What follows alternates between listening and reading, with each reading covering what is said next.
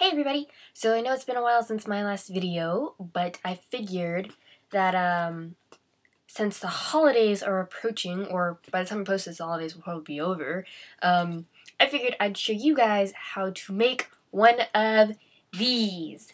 This is my Kingdom Hearts Kingdom Keyblade that I use for my cosplay costume. I cosplay as Sora from Kingdom Hearts 2. I do a girl version of Sora that has been very well received because I actually stick very, very closely to the original design, and there are no skirts involved.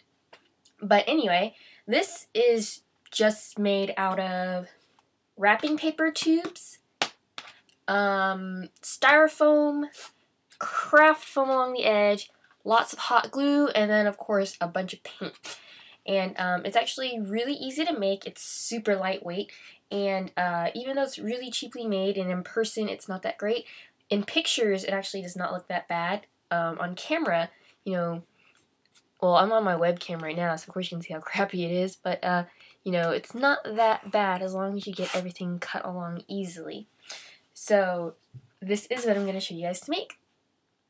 And if you look, one side is like kind of derpy compared to the other side because, yeah, that's not the point.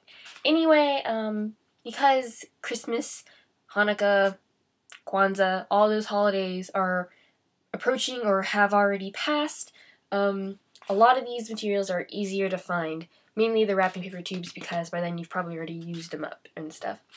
So I hope you guys enjoy the video, and I hope you like this because it is super lightweight. It's pretty much to scale, and I think it looks pretty darn good considering it's mostly cardboard and styrofoam. So stay tuned if you guys want to learn how to make your own Kingdom Key, and let me know what you think about it, alright?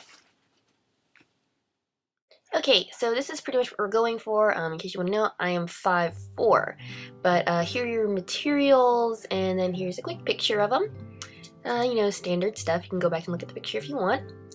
But we're going to go ahead and take the bigger of the tubes, the thicker one, not the thinner one. That one's more like the handle. But this one we're going to take first and do some measurements on it. I already have a couple on here. First measurement is going to be about, let's see what we've got here.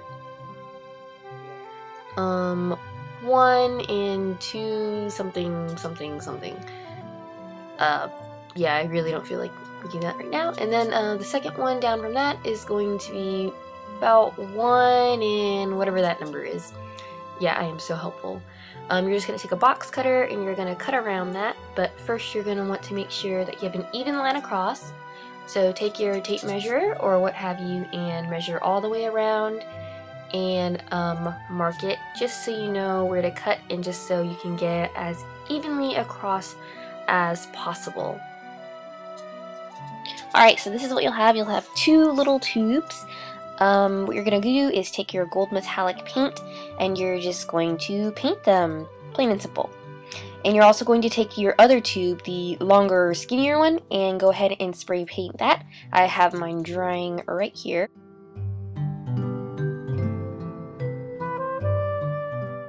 Okay, now we're going to go ahead and work on the handlebars and the actual blade piece.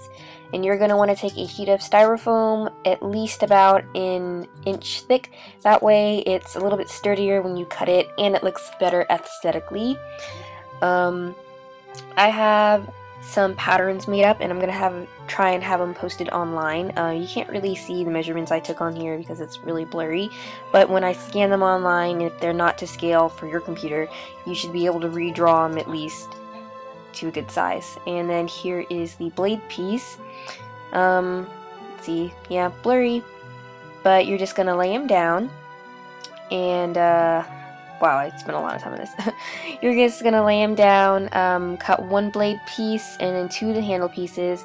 Just trace it out with a marker and make sure you got nice even space going around and enough room to cut. After you get all that traced out, you're gonna want to carefully cut it with a blade of some sort. Mine is a foam cutter. It's just a serrated blade that's really thin. And you want to go really slow and carefully and as straight as you can so you don't get it uneven on the other side. Here's mine. If you want, you can sand down the edges to make it a little cleaner and to keep the edges from coming up. And you're going to want to do at least 2 to 3 coats of paint. I'm using a metallic gold because I want it to be more realistic as opposed to that bright yellow, but do the yellow if you want. When you get to the blade part and do silver, I only needed 1 coat of that, but you can do more if you want, but for the gold, definitely at least 2 to 3. And here are mine. That's it. As far as painting goes, there's more to do.